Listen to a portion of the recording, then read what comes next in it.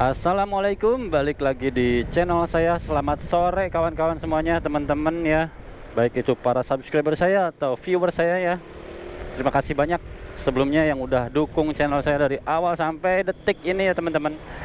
Jadi di kesempatan kali ini, di hari ini, di sore yang sejuk ini, aduh bahaya banget nih. Ini mau maju apa enggak ya? Tanggung banget. Saya lagi ngomong nih. Ya udah deh, maju aja. Oke. Ya begitulah suasana di jalan raya ya teman-teman. Kadang-kadang banyak yang ngagokan. Oke, kembali ya. Jadi di topik kali ini, di kesempatan kali ini yang mau saya bahas itu mengenai, udah lama nih saya nggak riding juga bareng Simio. Sambil saya mau cerita mengenai Simio juga nih teman-teman. Ada apakah dengan Simio gitu kan? Jadi umur Simio ini tuh kan udah 10 tahun lebih ya teman-teman. Mungkin 11 apa mau 12 tahun gitu ya. Dan alhamdulillah sampai detik ini Simio ini nggak rewel dan tidak pernah sekalipun yang namanya turun mesin ya teman-teman, atau overhaul atau apalah bahasanya. Pokoknya tidak ada kerusakan yang namanya di bagian sektor mesin ya. Jadi di sini saya mau berbagi tips atau apa ya namanya, resep aja gitu ya. Tentu saja kenapa mesinnya bisa awet gitu kan? Ya tentu karena dirawat. Tapi bagaimana cara merawat yang baik dan benar sehingga si mesinnya itu awet ya. Mengingat kan teman-teman tahu sendirilah, motor matic di zaman sekarang itu bahkan umurnya belum 5 tahun aja itu saya lihat ya di jalanan itu banyak banget yang udah berasap gitu kan knalpotnya gitu kan, padahal bukan 2 tak gitu kan. Nah, yang saya pakai nih Simio Sporty tahun 2011 ya kalau nggak salah. Ini motor lupa lagi saya, pokoknya udah dua kali ulang tahun nih motor STNK-nya, udah 3 kali malah. Dan apa namanya, tips perawatannya ya dari awal beli ya. Kalau dari awal nih kan berbeda ya tipsnya kalau dari second gitu kan, karena ini saya beli itu dari awal banget, dari baru gitu kan. Harganya berapa ya, kalau nggak salah itu dulu tahun segitu tuh harganya 13.500.000 kalau nggak salah, segituan lah kurang lebih harganya di saat itu ya, di tahun 2010-an. Aduh, ada pembatas jalan. Nah, ini karena saya beli dari baru gitu kan, dan saya tentu saja harus merawatnya dengan baik gitu kan.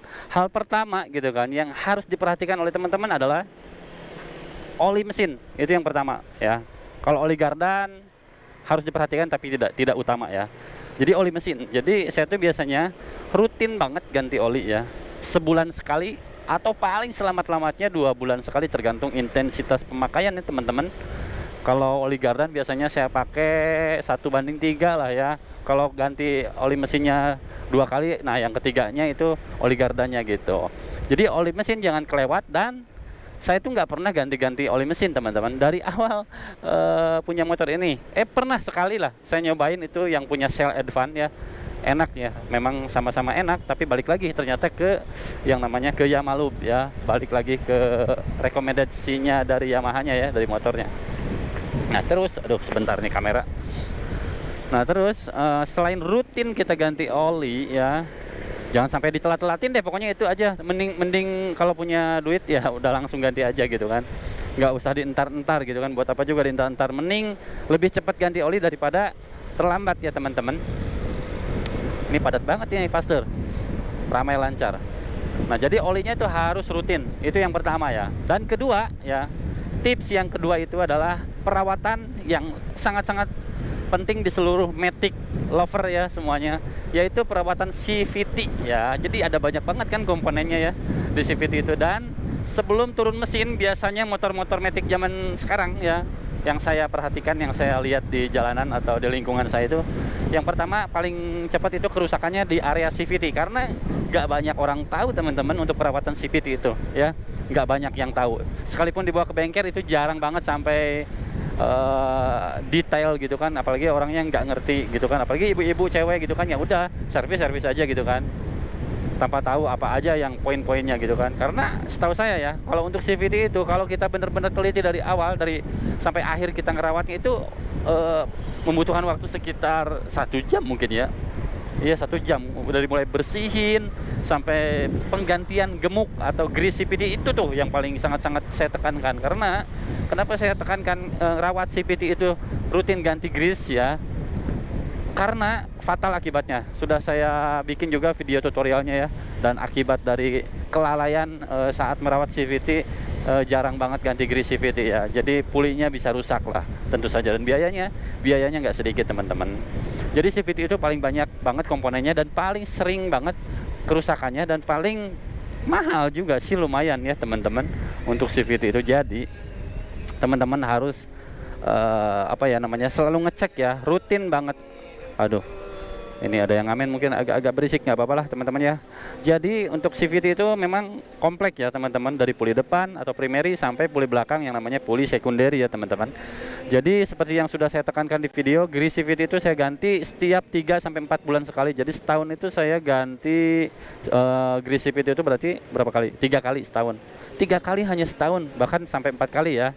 Jadi ada juga teman-teman yang jarang banget ganti grease CVT, bahkan bertahun-tahun, dan akhirnya pulinya ambrol ya, puli di CVT-nya. Bahkan banyak banget komponen yang terdampak akibat hanya ganti grease CVT.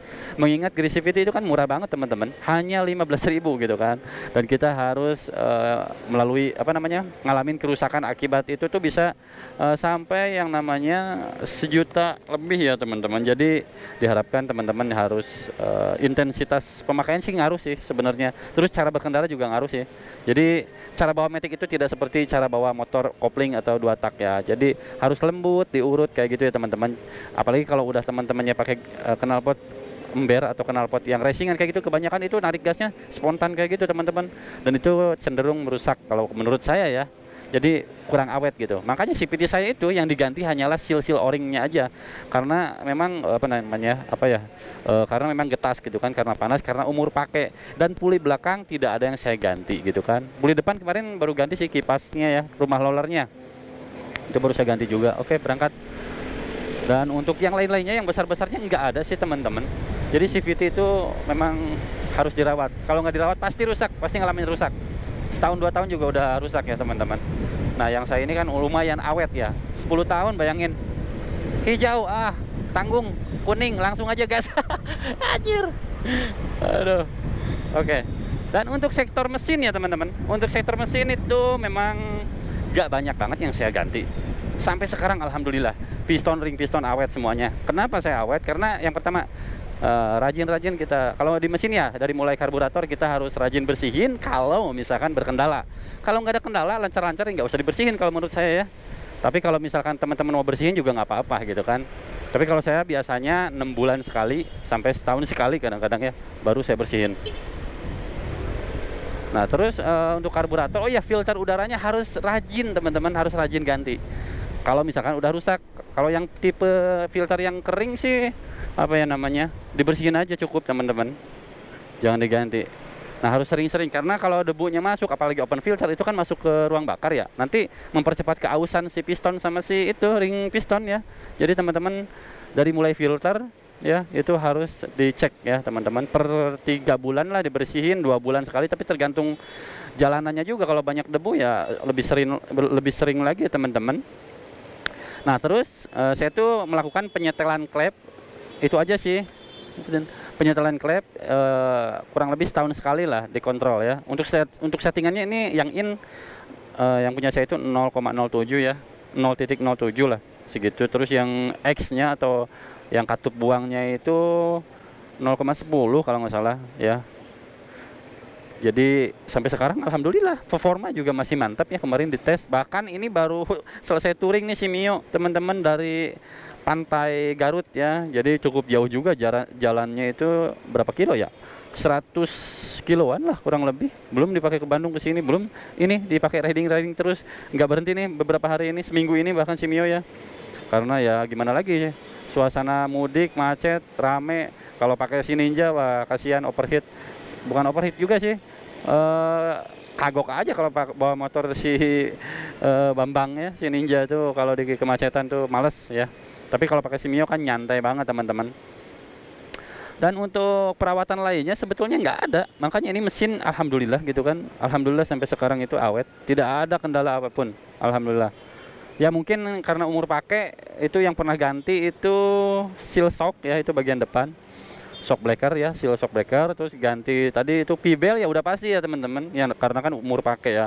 Saya bisa ganti pibel sekitar 6 bulan, enggak 6 bulan, setahun sekali lah rata-rata, karena motornya juga nggak intens dipakai tiap hari, ini dipakai istri saya terus gitu kan. Jadi nggak apa namanya, ini lama banget ya macetnya. Jadi nggak setiap hari dipakai, terus jaraknya juga deket-deket, tapi sekalinya jauh banget ini motor, ratusan kilo. Dan alhamdulillah sampai sekarang cuma body aja, body kasarnya ini udah jelek banget teman-teman, kecuali body halusnya ini udah di repaint ya teman-teman. Ini spion juga masih original. Dan memang saya senang yang ori-orian lah sekarang mah. Aduh, macet banget nih biasa Bandung. Jadi tipsnya, nah udah sip, lanjut. Jadi ya itu tipsnya itu aja sih, ganti oli ya, pertama harus rutin, jangan dientar-entar. Terus ya perawatan untuk mesin ya setting aja sih teman-teman. Oke, awas, buset dah, ini belok di sini mau kemana? Kalau untuk Matic ya intinya poinnya itu di CVT ya. CVT itu benar-benar harus dirawat, bisa nggak dirawat teman-teman, beneran pasti rusak. Karena saya ngalamin dulu CVT itu nggak dirawat selama kurang lebih setahunan ya. Itu si alur pin guide ya, si puli belakangnya itu rusak teman-teman, ada coakan kayak gitu. Jadi saya kapok, akhirnya ya belajar dari kesalahan dan saya merawat CVT dengan rutin. Itu sih, kalau ada waktu harus rutin lah. Oke teman-teman, mungkin sampai di sini dulu ya teman-teman untuk vlog kali ini. Cukup panjang juga saya ngoceh ya di sore hari ini. Mudah-mudahan terhibur dan bermanfaat. Jangan lupa like and subscribe. Assalamualaikum.